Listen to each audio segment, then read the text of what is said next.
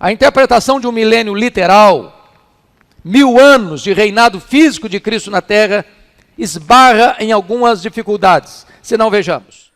Sejam muito bem-vindos ao canal Amo Viver para Cristo. O reverendo Hernandes Dias Lopes volta já, então não saia deste vídeo. O livro do Apocalipse, em seu capítulo 20, nos apresenta uma visão intrigante sobre o milênio. E para muitos cristãos, essa passagem não se refere a um período literal de 1000 anos, mas sim a uma era espiritual que transcende o tempo terreno. Mas antes de continuarmos essa breve reflexão, venho fazer um pedido para que você se inscreva no canal, ative as notificações, curta, comente e compartilhe para ajudar essa mensagem a alcançar mais pessoas. A gente tem que ler o Apocalipse como a vitória de Cristo sobre o mal. O anjo desce do céu e prende Satanás, lançando-o no abismo. E essa vitória simboliza o triunfo de Cristo sobre as forças malignas.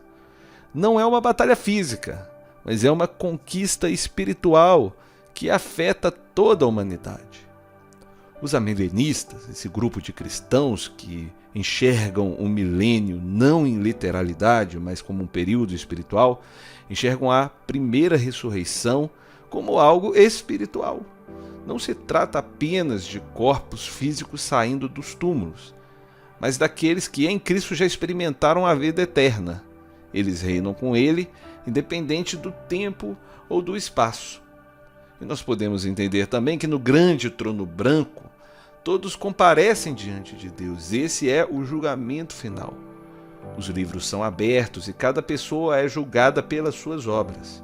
A morte e o inferno são jogados no lago de fogo, simbolizando a separação eterna da presença de Deus. Por fim, meus irmãos, como esse assunto ele é muito polêmico, complexo, gera muitas paixões, muitos debates, muita gente se perde em diversas teorias, principalmente conspiratórias a respeito do fim dos tempos, e desenvolve um medo ao invés daquilo que é realmente importante, que é a nossa esperança. Em tempos incertos, essa perspectiva nos lembra que a nossa segurança está no espiritual, em Deus e não no material. O milênio é uma promessa de que, apesar das tribulações, Deus está no controle. Você tem que guardar isso muito bem. O Apocalipse não é o Apocalipse, o fim dos tempos não é o fim dos tempos do diabo, mas é de Deus. É Deus quem comanda a história. Que possamos viver com essa esperança confiando na soberania divina. Agora abra o seu coração para ouvir a mensagem do reverendo Hernandes Dias Lopes sobre este assunto. Muito elucidativa. Então vi descer do céu um anjo. Tinha na mão uma chave do abismo e uma grande corrente. Ele segurou o dragão, a antiga serpente, que é o diabo, Satanás, e o prendeu por 1000 anos.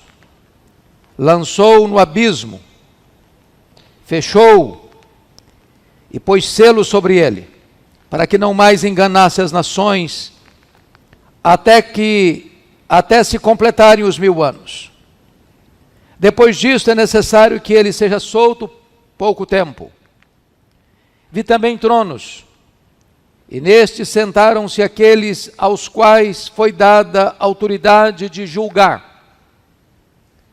Vi ainda as almas dos decapitados por causa do testemunho de Jesus, bem como por causa da palavra de Deus, tantos quantos não adoraram a besta, nem tampouco a sua imagem, e não receberam a marca na fronte e na mão, e viveram e reinaram com Cristo durante 1000 anos.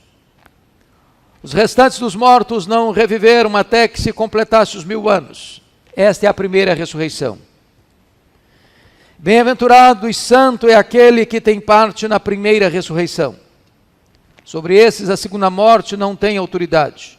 Pelo contrário, serão sacerdotes de Deus e de Cristo, e reinarão com ele os 1000 anos.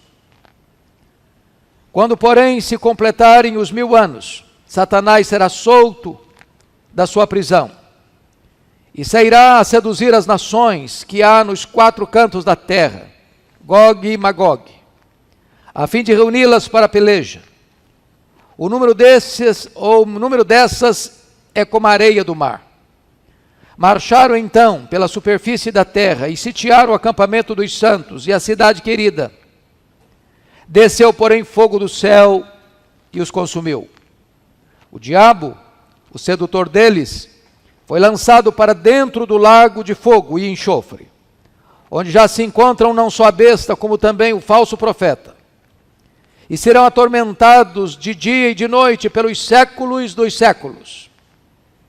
Vi um grande trono branco, e aquele que nele se assenta, de cuja presença fugiram a terra e o céu, e não se achou lugar para eles. Vi também os mortos, os grandes e os pequenos, postos em pé diante do trono.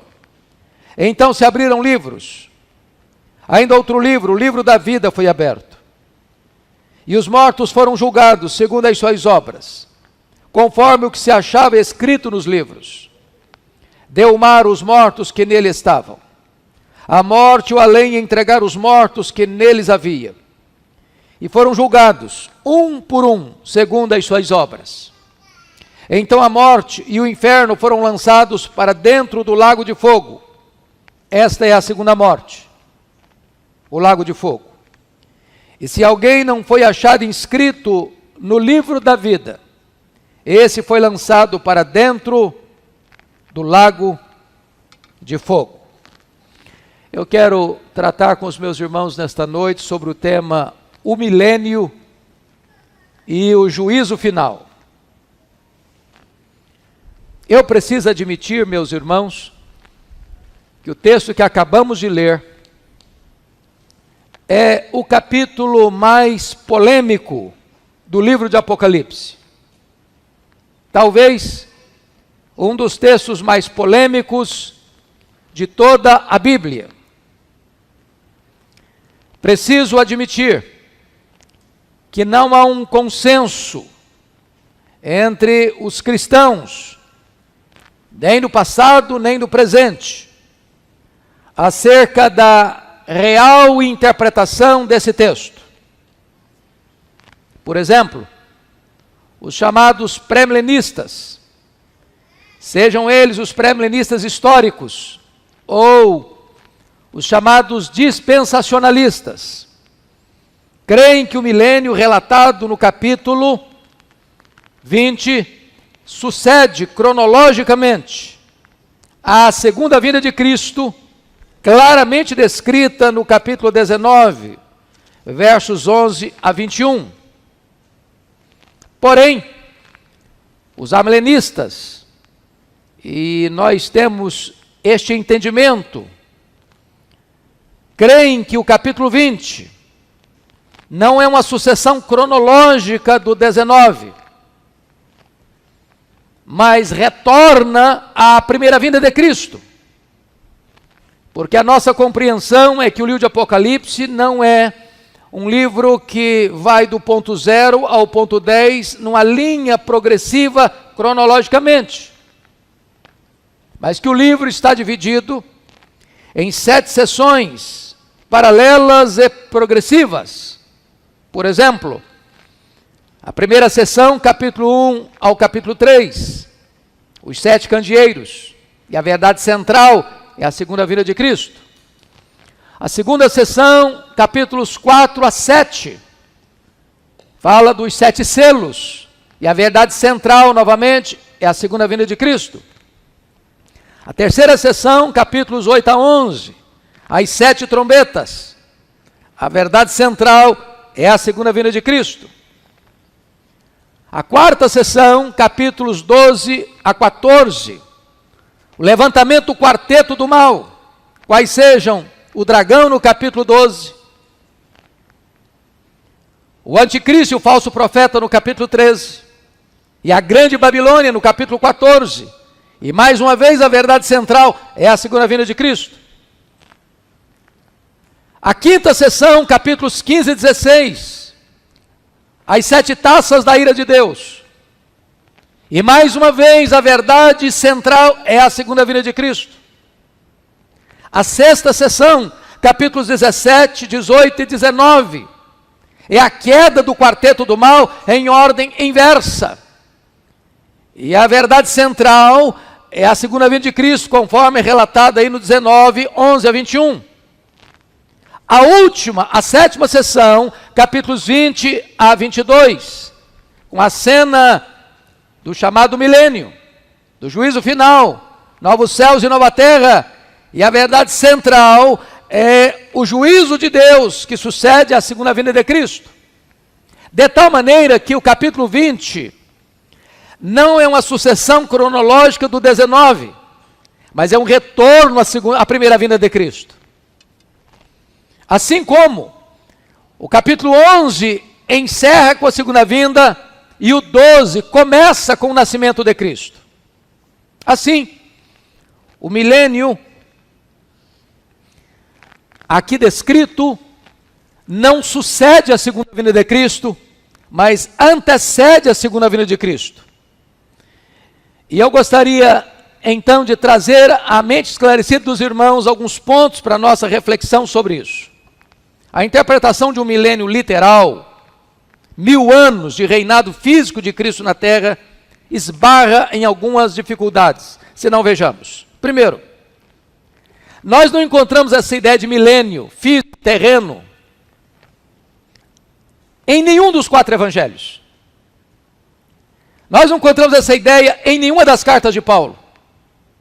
Nós não encontramos essa ideia em nenhuma das epístolas gerais, seja de Tiago, seja de Pedro, seja de João, seja de Judas. O único local onde se fala de milênio é aqui em Apocalipse 20, que é um livro altamente simbológico, conforme vamos ver daqui a pouco. Segundo lugar, o milênio fala de Cristo reinando fisicamente aqui neste mundo, enquanto toda a Bíblia ensina que o seu reino é espiritual e não político, geográfico, aqui neste mundo. Terceiro, a ideia de um milênio na terra e a posição de preeminência dos judeus nesse governo do milênio reintroduz aquela distinção entre judeus e gentios, já abolida em Cristo Jesus. Agora não tem mais judeus, agora não tem mais gentios, só tem uma igreja e ela é formada de judeus e gentios. Quarto, a ideia de um milênio terrenal ensina que haverá pelo menos 2 ressurreições. Uma de crentes antes do milênio e outra de ímpios depois do milênio. Mas nos parece, à luz das Escrituras, que essa é uma ideia que não tem amparo na Bíblia. Porque lá em João capítulo 5, 28 e 29, diz que todos ouvirão a sua voz e sairão dos túmulos, uns para a ressurreição da vida, outros para a ressurreição do juízo. De tal maneira que a Bíblia ensina uma única ressurreição de crentes e ímpios, que se dará num único momento, ou seja, na segunda vinda do Senhor Jesus Cristo. Quinto, a ideia de um milênio terreno cria a grande dificuldade da convivência do Cristo glorificado com os santos glorificados num mundo não restaurado, entre pessoas não glorificadas. Pense comigo nesta cena de Cristo reinando aqui e você já com corpo de glória, vendo gente indo no banco, no supermercado, enfrentando o trânsito complicado. Nos parece que isso é um anticlímax, porque não é exatamente essa a ideia das Escrituras.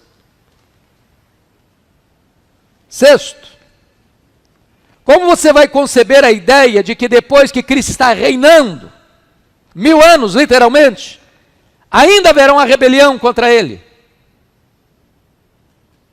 Sétimo, todo o ensino do Novo Testamento é que o juízo final segue imediatamente à segunda vinda de Cristo, e não 1000 anos depois da segunda vinda de Cristo.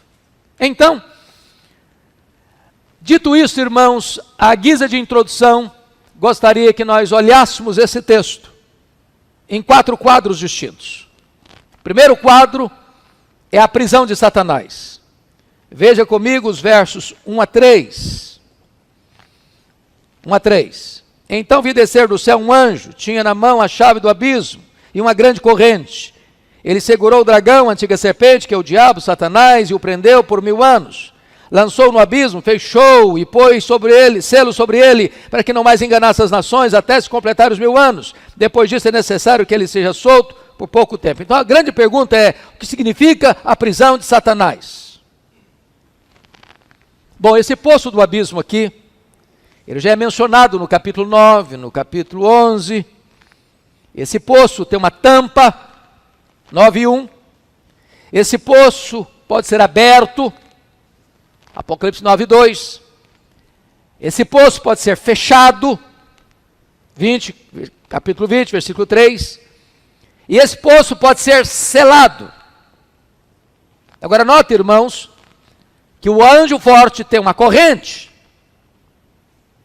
que ele prende Satanás com essa corrente por 1000 anos, e que ele fecha Satanás dentro desse abismo, fecha a tampa e bota um selo. É claro que essa linguagem é uma linguagem espiritual, simbólica, e não literal. Porque Satanás é um espírito, ele é um anjo caído. Você não prende um espírito com a corrente.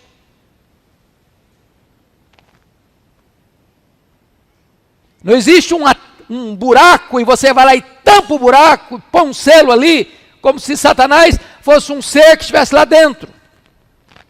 São figuras, são imagens, são símbolos que trazem uma mensagem central. E qual é a mensagem central?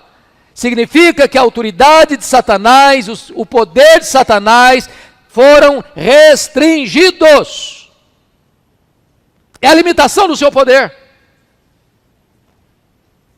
para que ele não mais enganasse as nações. No sentido de que Satanás não pode impedir, finalmente, que aqueles que Deus escolheu, por quem Cristo morreu, que ouviram o Evangelho, sejam salvos. Não significa que ele está inativo, significa que ele está com sua autoridade limitada, restringida. É o que Deus diz lá no livro de Jó. Você pode ir até onde eu estou permitindo você ir e nem 1 centímetro a mais. É por isso que nós temos esperança em pregar o Evangelho, irmãos. Porque onde o Evangelho for pregado, a Bíblia diz que as pessoas serão arrancadas da potestade de Satanás, da casa do valente, do império das trevas. Mas vamos entender outra coisa. O que significa que Satanás não pode mais enganar as nações? Qual o significado disso?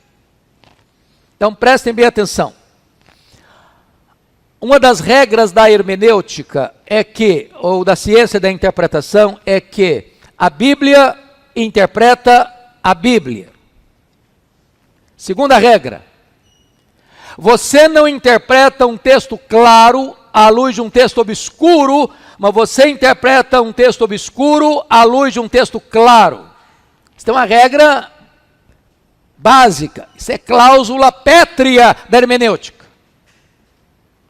Então, a pergunta que você e eu temos que fazer é esta: existe algum lugar na Bíblia que se trata da questão da prisão de Satanás?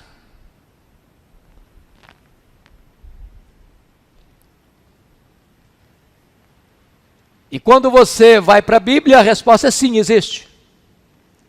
Outra pergunta: a prisão de Satanás está ligada à primeira vinda ou à segunda vinda de Cristo? E a resposta é a primeira vinda de Cristo. Veja vocês em Mateus 12, 29, que está posto lá que ninguém pode entrar na casa do valente, e esse valente é Satanás, e ele tem uma casa, ele guarda todos os seus bens em segurança, e esses bens são as pessoas antes da sua conversão, senão que um mais valente entre, vença-o, tira a armadura, tira a sua panóplia, e lhe divide os despojos. O que significa isso? Significa que toda pessoa antes da sua conversão está na potestade de Satanás, está na casa do valente, está no império das trevas. Mas Cristo, que é mais valente, é mais poderoso, vence Satanás, tira a sua armadura e arranca das suas mãos aqueles que estavam lá, debaixo de sua escravidão. Então é nessa conjuntura que a Bíblia fala da prisão de Satanás. Como Lucas 10, 17 e 18, eu via Satanás caindo do céu como um relâmpago. Como João 12, 31 e 32. Agora o seu príncipe será expulso. Quando eu for levantado da terra, a todos eu atrairei a mim. Ou como Colossenses 2,15, onde Jesus triunfa sobre principados e potestades na cruz. Ou Hebreus 2,14, quando ele veio para destruir aquele que tem o poder da morte, a saber, o diabo. Ou como 1 João 3,8, eu vim para destruir as obras do diabo. Então, amados irmãos, a ideia aqui é que a prisão de Satanás se dá na primeira vinda. E esta prisão não é literal, não é com a corrente. A ideia é que Satanás tem o seu poder restringido e ele não pode impedir que aquelas pessoas que ouvem o Evangelho sejam salvas. Ele não pode impedir finalmente que as pessoas sejam alcançadas pelo Evangelho da Graça. Aos que Deus chamou, aos que Deus predestinou, a esses Deus também chamou. Aos que Deus chamou, a esses Deus também justificou. Aos que Deus justificou, a esses Deus também glorificou. Mas vamos um pouquinho adiante. O que significa o pouco tempo em que Satanás será solto depois do milênio? Olha aí no finalzinho do verso 3.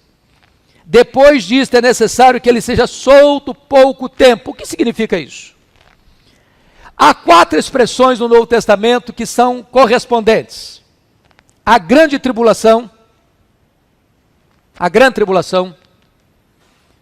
a apostasia, segundo lugar. Terceiro, o reinado do anticristo, seja levantado o homem da iniquidade, o iníquo. Quarto, o pouco tempo de Satanás. Esses 4 termos falam da mesma coisa. É que os dias que vão anteceder a segunda vinda de Cristo serão dias dificílimos, de perseguição, de grande tribulação, de apostasia, da manifestação do homem da iniquidade, período que se chama o pouco tempo de Satanás. Mas vamos agora a uma outra questão. O que significa os 1000 anos durante os quais Satanás é preso? Versículo 3. Lançou no abismo, fechou, pôs selo sobre ele, para que não mais enganasse as nações, até que se completasse os 1000 anos. O que significa esses 1000 anos? Irmãos amados, todo o livro de Apocalipse é um livro que precisa ser entendido através de seus símbolos. Por isso que se usa candeeiros a representar a igreja. Candeeiro traz luz, apresenta luz, a igreja é a luz do mundo. É por isso que se usa 7 trombetas, são instrumentos de comunicação do juízo. É por isso que fala dos selos que são abertos. Porque ao desatar o selo, os sinais da perseguição vêm sobre a igreja. É por isso que você vai encontrar Satanás sendo representado por um dragão. É por isso que o anticristo vem como uma besta que surge do mar, com 7 cabeças, 10 chifres. Agora pense comigo, se você for desenhar um bicho com 7 cabeças e 10 chifres. Vira uma coisa esquisita, não? Isso é um símbolo do seu governo universal e do seu poder. Então todo o livro de Apocalipse está tratando de símbolos. Portanto, 1000 anos é um símbolo. De 10, que é o número completo, cubicado. Ou seja, o milênio compreende da primeira à segunda vinda de Cristo. Todo esse período. No momento que Cristo vem ao mundo, ele morre na cruz, ele ressuscita, e Jesus dá uma ordem para ir por todo mundo, pregando o evangelho a toda criatura, fazendo discípulos de todas as nações. Satanás não pode impedir o avanço missionário da igreja. Ele está limitado. Pois bem, dito isto, eu gostaria que olhássemos a segunda tela do texto. Segundo quadro do texto. Agora é o reinado dos salvos com Cristo no céu. Versos 4 a 6. Confiram comigo. Vi também tronos, e nesses sentaram-se aqueles aos quais foi dada a autoridade de julgar. Vi ainda as almas dos decapitados por causa do testemunho de Jesus, bem como por causa da palavra de Deus. Tantos quantos não adoraram a besta, nem tampouco a sua imagem, e não receberam a marca na fronte e na mão, e viveram e reinaram com Cristo durante 1000 anos. Os restantes dos mortos não reviveram até completar os 1000 anos. Esta é a primeira ressurreição. Bem-aventurados os santos, bem-aventurado e santo aquele que tem parte na primeira ressurreição. Sobre esses a segunda morte não tem autoridade. Pelo contrário, serão sacerdotes de Deus e de Cristo e reinarão com ele os 1000 anos. Vamos entender agora esta passagem aqui. Primeiramente, onde acontece esse reinado? No céu ou na terra? A ideia de um milênio literal é de que esse reinado acontece na terra. Agora preste atenção no que eu vou lhes dizer. A palavra tronos aparece no Novo Testamento 67 vezes. A palavra trono aparece no Apocalipse 47 vezes. A palavra trono aparece 44 vezes no Apocalipse. Das 47 vezes que aparece, o trono está no céu. As únicas 3 vezes em que o trono está na terra, refere-se ao trono do anticristo e do diabo. Portanto, este reinado aqui das almas não acontece na terra, acontece no céu. Este é um ponto fundamental para nós. Pensem comigo nessa cena. Pensem comigo nesta cena.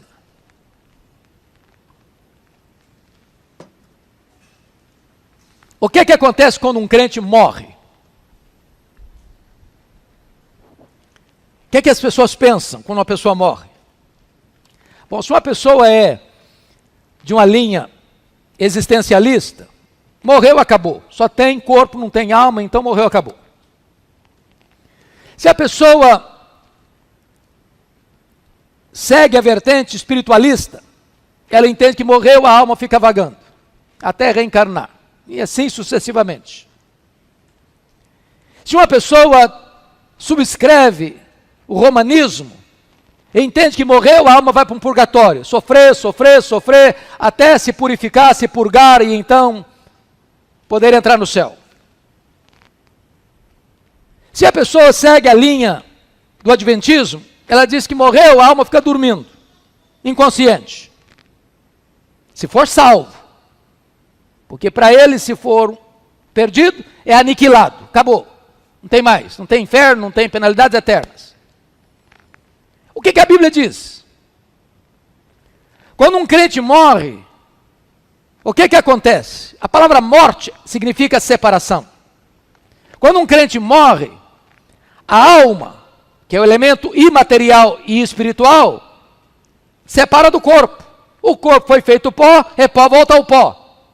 E a alma? Fica dormindo? Fica vagando? Vai para o purgatório? Não! A alma vai imediatamente para Deus. É isso que a Bíblia ensina. Morrer é deixar o corpo e habitar com o Senhor. Morrer é partir para estar com Cristo, o que é incomparavelmente melhor. Então todo crente, desde Abel, a primeira pessoa que morreu na história, a alma está lá com Cristo reinando.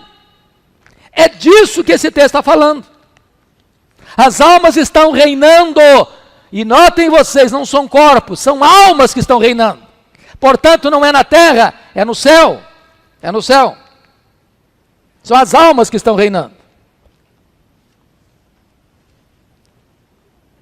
Então, esse reinado aqui, irmãos, não é terreno. Jesus não está na terra reinando fisicamente, geograficamente. Cristo está no céu e as almas estão reinando com ele lá no céu. É isso que o texto está nos ensinando.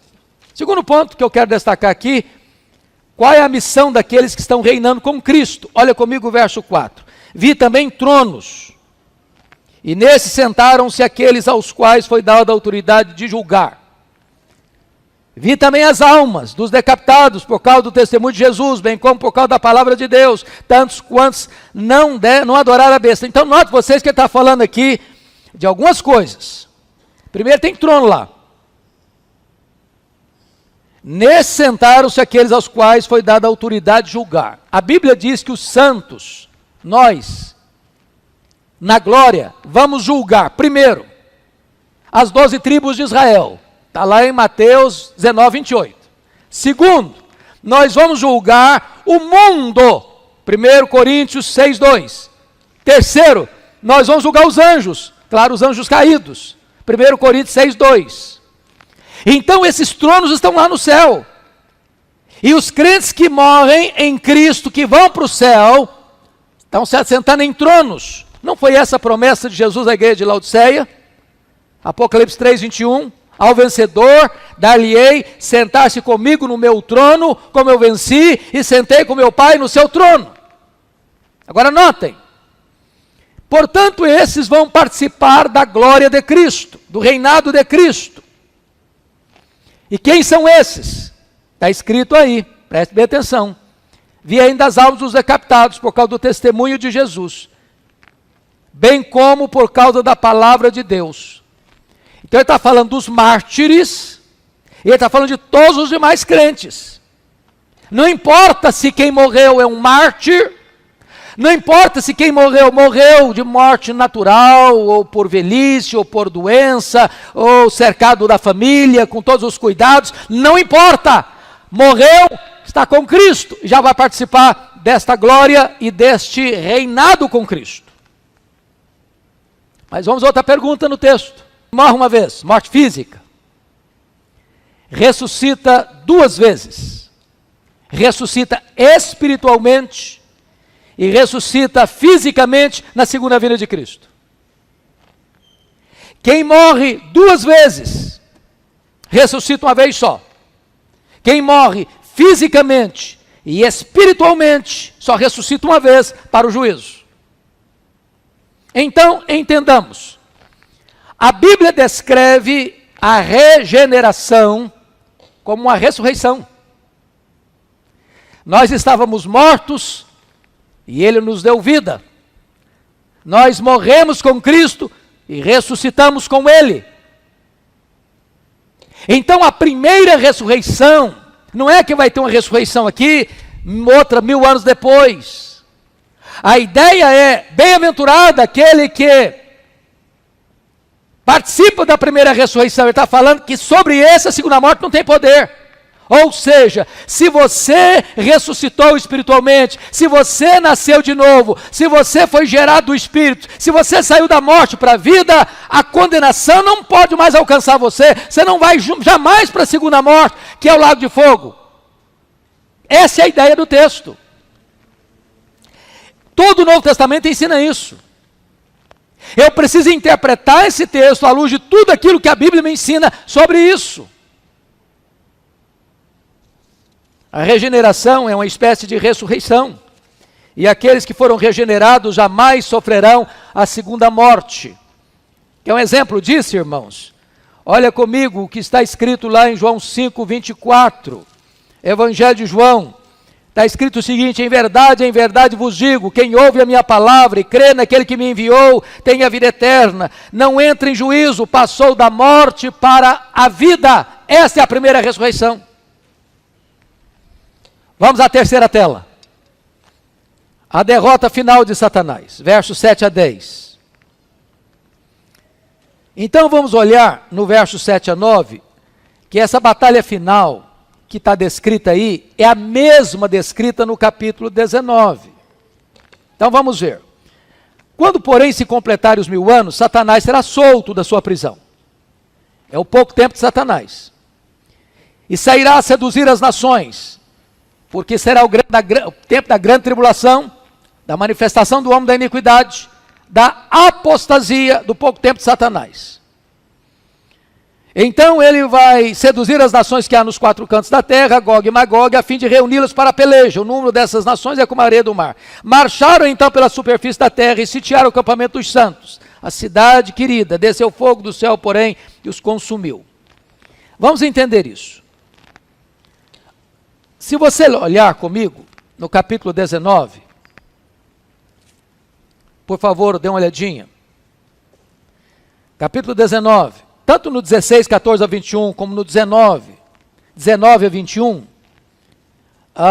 você nota que via besta os reis da terra, com seus exércitos congregados para pelejarem contra aquele que estava montado no cavalo e com seu exército, que é Jesus Cristo.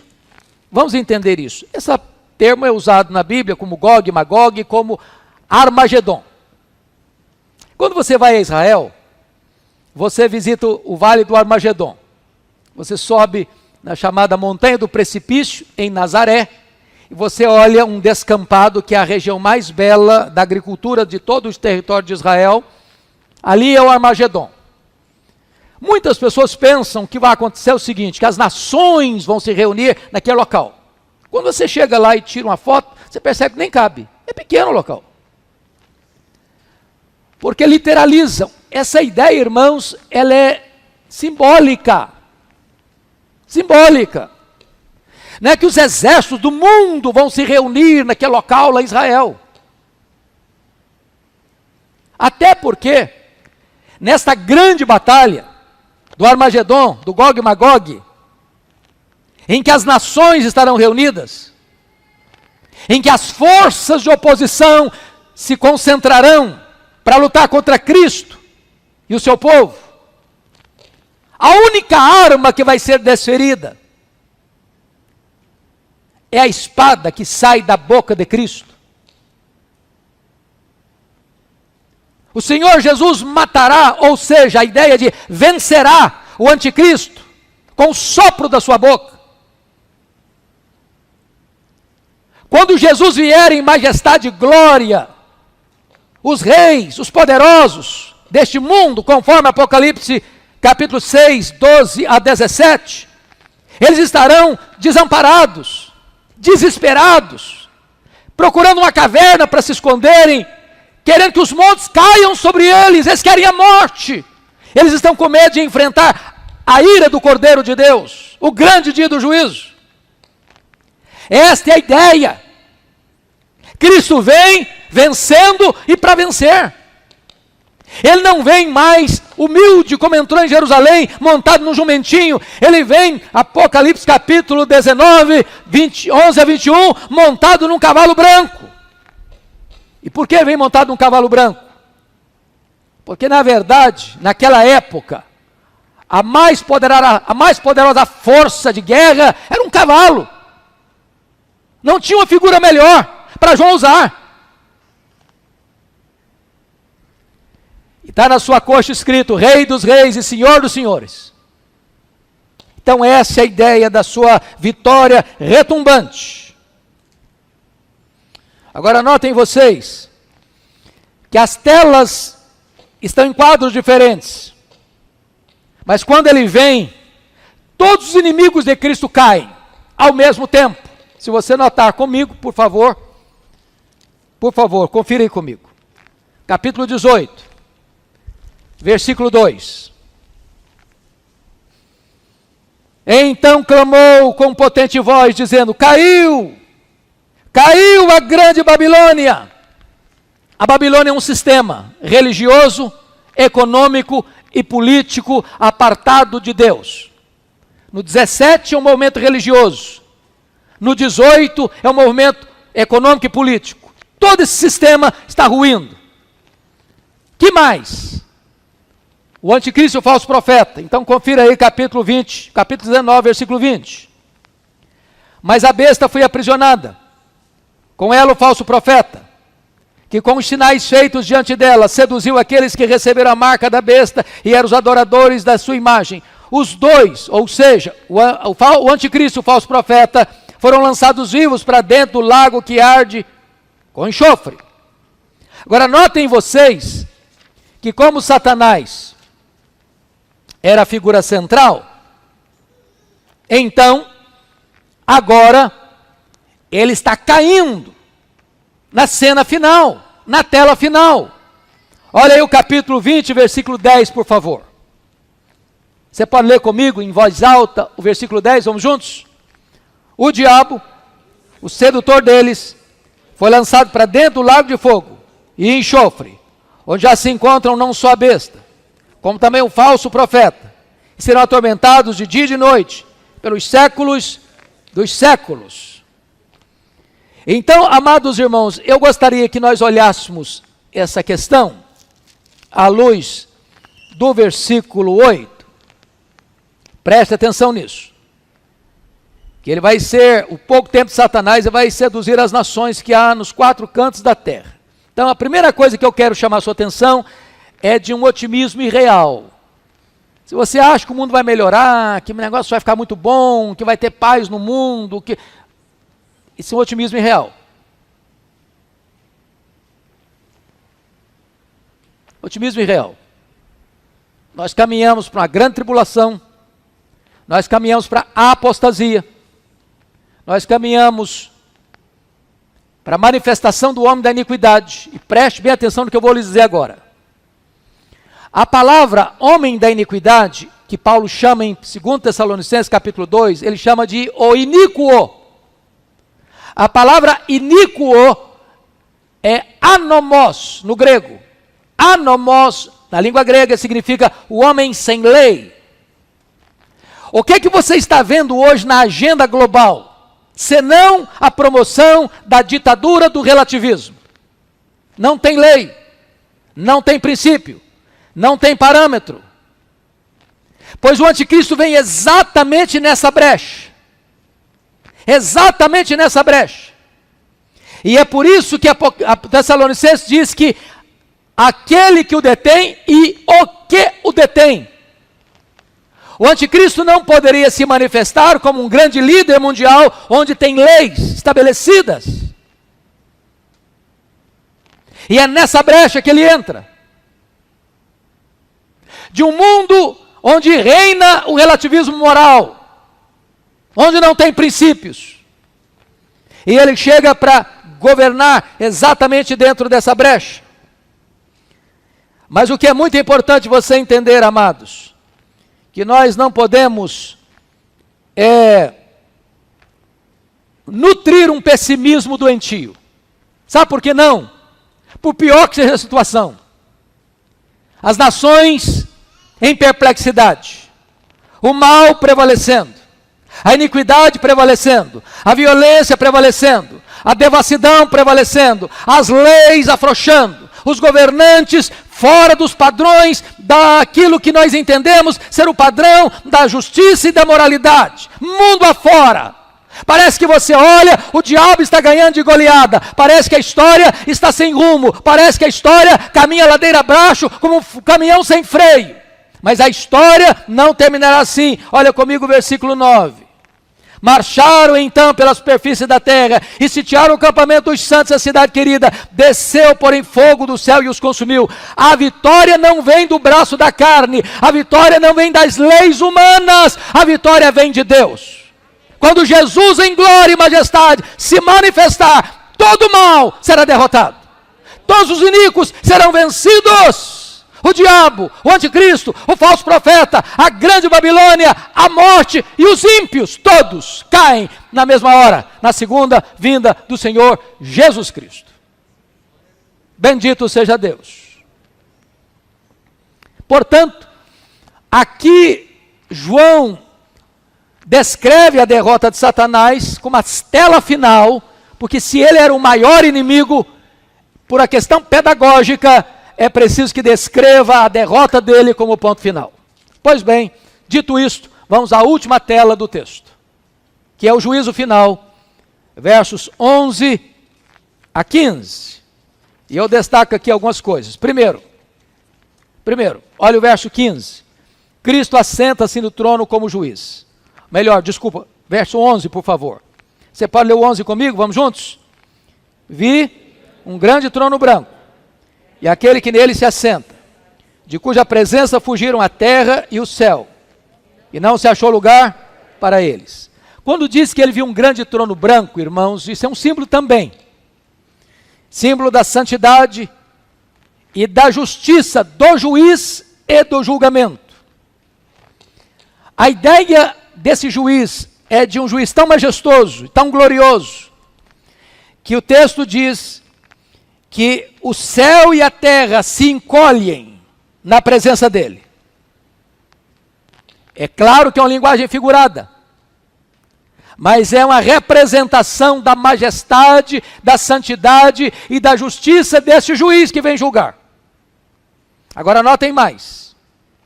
Notem mais. Quem é esse juiz? E a resposta inequívoca é Jesus Cristo. O Pai a ninguém julga, ele confiou o julgamento ao Filho. E é por isso que está lá em Atos 17, 30 e 31, que Deus não levou em conta os tempos da ignorância, mas que requer que todos em toda parte se arrependam, porque já determinou um dia em que há de julgar o mundo com justiça, e já escalou o juiz, e é Jesus Cristo. Aquele que hoje é o seu advogado, amanhã certamente será o seu juiz. Segundo ponto, os mortos ressuscitam para o julgamento. Veja você comigo, versos 12 a 14. Entenda isso, por favor. Vi também os mortos, os grandes e os pequenos, postos em pé diante do trono. Então se abriram livros, ainda outro livro, o livro da vida foi aberto. E os mortos foram julgados, segundo as suas obras, conforme o que se achava escrito nos livros. Deu o mar os mortos que nele estavam, a morte e o além entregaram os mortos que neles havia, e foram julgados um por um, segundo as suas obras. Então, alguns pontos importantes aqui. A ideia de um milênio na Terra fica complicada aqui. Porque a ideia do milênio na Terra é que essa ressurreição aqui, ou esse julgamento aqui, seria dos ímpios. Mas quem são esses mortos, grandes e pequenos? Quem são esses mortos que os mares vão devolver, que os abismos vão devolver, que os cemitérios esquecidos há milênios vão devolver? Esses mortos aqui são todos os mortos. De Abel ao último homem que vai viver e morrer antes de Jesus voltar. Todos os mortos. Grandes, pequenos, reis, vassalos, doutores, analfabetos, ricos e pobres, religiosos e não religiosos, todos, sem exceção. Vale destacar que o julgamento será universal, todos, mas o julgamento será também individual, porque o verso 13 diz, foram julgados um por um. Não é um julgamento coletivo, é um julgamento individual. Então, agora preste atenção. O julgamento, conforme o verso 12, será, versículo 12, segundo as suas obras, conforme o que se achava escrito nos livros. Então agora, por favor, vamos compreender essa tela. Quando os livros forem abertos, e nós estamos falando de um tribunal de júri, cósmico, universal, quando os livros forem abertos, alguns quesitos farão parte desse julgamento. Primeiro quesito, seremos julgados pelas nossas palavras. Vamos dar conta no dia do juízo por todas as palavras frívolas que proferimos. Só para fazer um checklist com você. Você já mentiu alguma vez? Já falou mal dos outros alguma vez? Já xingou alguma vez? Já contou piada imoral alguma vez? Já espalhou fake news alguma vez? Como esse tribunal é justo, ele é branco, nesse quesito, todos nós condenados. Segundo critério do julgamento, vão ser julgados pelas nossas obras. O que você fez, seu pai não viu, sua mãe não viu, seu marido não viu, sua mulher não viu, seus filhos não viram. Deus viu. Ninguém pode esconder nada daquele cujos olhos são como chamas de fogo. Então, nesse quesito, culpados. Terceiro, vão ser julgados pelas nossas omissões. Se você sabe que deve fazer o bem e não faz, nisso você está pecando. Maldito é aquele que não perseverar em toda a obra da lei para cumprir. Segundo os estudiosos, passam pela nossa cabeça mais de 10.000 pensamentos por dia. Nenhum tribunal da terra tem competência para julgar foro íntimo. O tribunal de Deus julga foro íntimo. Bom, nesse quesito, todos culpados.